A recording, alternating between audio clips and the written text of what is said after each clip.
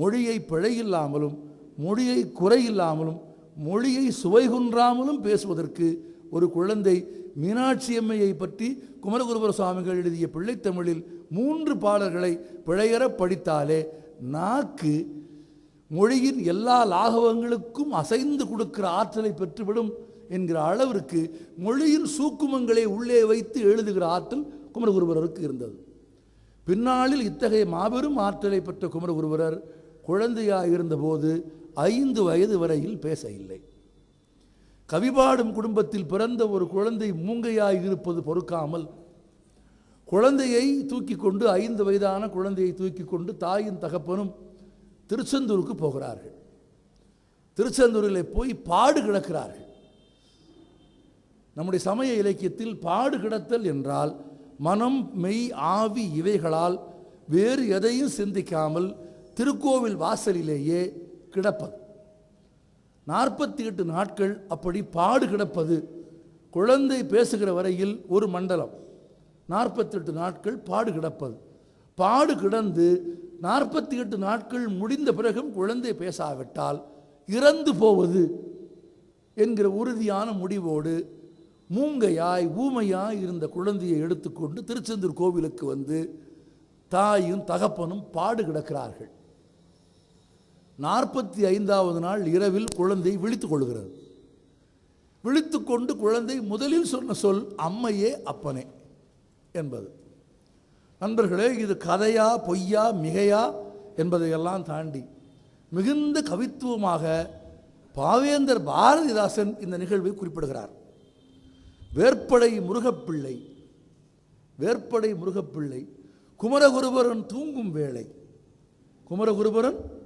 வேளை சாற்றும் அச்சிறுவன் நாவில் சடாச்சரம் எழுதினன் என்று பின்னாளில் மிகப்பெரிய நாத்திகராக கருதப்பட்ட பாவேந்தர் பாரதிதாசன் குறிப்பிடுகிறார். சாற்றும் சடாச்சரத்தை அப்பிள்ளை நாவில் எழுதினன் என்கிறார். திருச்செந்தூரில் குடியிருப்பது குமரன். குமரனே ஒருவனுக்கு குருவாக வந்ததாலே அவன் குமரகுருபரன். குமரனே குருவாக வாய்க்கப்பட்டதாலே குமரகுருபரன் என்று அறியப்படுகிறார். 45வது நாளில் எழுதவும் பேசவும் பாடவும் கற்றுக்கொள்ளுகிறது குழந்தை.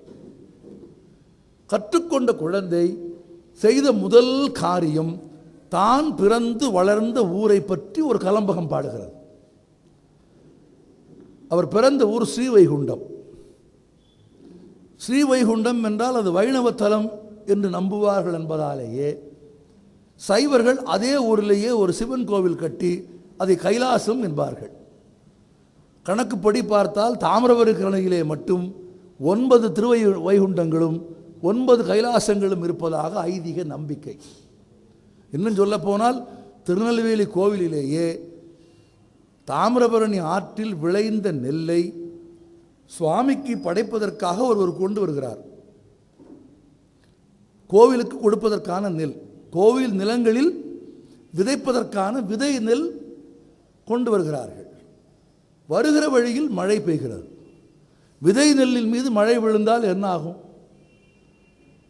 விதை நெல்லை ஆற்றின் கரையில் வைத்துவிட்டு குளித்து கொண்டிருந்தவர்கள் மழை வந்தவுடனேயே உமக்கு தருவதற்காக படைப்பதற்காக கொண்டு வந்த நெல்லின் மீது மழை விழாமல் நீங்கள் காக்க வேண்டும் என்று இறைவனை வேண்டி கண்ணீர் விட்டு அழுகிறார்கள். விதை நெல் ஈரம்படல் ஆகாது. ஈரம்பட்டால் விதை நெல் விதைப்புக்கு ஆகாது. ஆனால் விதை நெல்லுக்காக சுவாமிக்கு கொண்டு வந்த நெல்லுக்கு மழை வந்தபோது அந்த விதை நெல்லை இறைவனே காக்க வேண்டும் என்று வேண்டிய போது அந்த நெல்லின் மீது மட்டும் மழை படாமல் வேலியிட்டு இறைவன் காத்ததாலே தான் அது திருநெல்வேலி. ஆமாம், அது திருநெல்வேலி ஆனதாலே தான், தனக்கு வந்து நெல்லை பாதுகாத்ததாலே தான் அவர் நெல்லையப்பர். ஆமாம், நெல்லை காத்த அப்பர் நெல்லையப்பர். அந்த நெல்லையப்பர் நெல்லுக்கு வேலியிட்டு உண்டாக்கிய திருநெல்வேலியை வாழ வைத்து கொண்டிருக்கிற என்றும் வற்றாத ஜீவநதிகளில் ஒன்றான தாமிரபரணியின் கரையிலே இருக்கிற வைகுண்டத்திலே இருக்கிற தான் பிறந்து வளர்ந்த ஊரிலே இருக்கிற சிவபெருமானை புகழ்ந்து கைலை கலம்பகம் என்ற ஒரு கலம்பகத்தை முதலில் பாடுகிறார். ஒரு புலவன் தான் பிறந்த மண்ணை பாடாமல் எங்கும் போகவே கூடாது. பாரதியின் முதல் பாடல் என்ற ஒரு பாடலை எடுத்தீர்களானால் இளசை ஒருபா பகுது என்று தான் பிறந்த எட்டயபுரத்திலே குடியிருக்கிற சிவபெருமானை பற்றியும் எட்டயபுரம் மண்ணின் பெருமையும் தான் பாரதி பாடி நமக்கு கிடைத்த முதல் பாடல். எப்படி தான் பிறந்த மண்ணை குமரகுருபரர் பாடினாரோ அப்படியே பாரதியும் பாடியிருக்கிறான். குமரகுருவரை பற்றி சொல்லுகிற போது பாரதியை பற்றி ஏன் சொல்கிறேன் என்றால், வெறும் கவித்துவ உதாரணத்திற்காக மட்டும் சொல்லவில்லை. குமரகுருபரருக்கும் பாரதிக்கும் ஒரு உறவு உண்டு. அந்த உறவு என்ன என்று நான் பிறகு சொல்கிறேன். அந்த உறவு ரொம்ப நுட்பமானது. அது பின்னாளில் உருவாகிற ஒரு உறவு.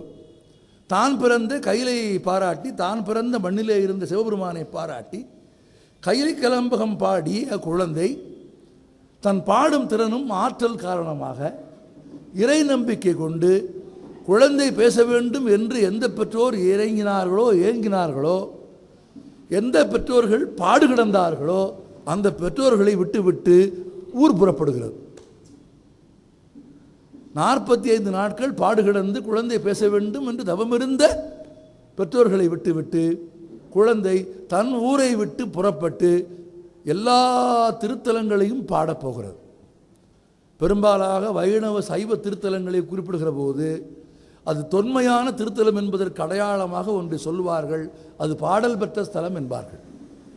அது ஆழ்வார்களாலேயோ நாயன்மார்களாலேயோ மங்களாசாசனம் செய்யப்பட்டிருந்தால் அது பாடல் பெற்ற ஸ்தலம் என்று அழைக்கப்படுகிறது.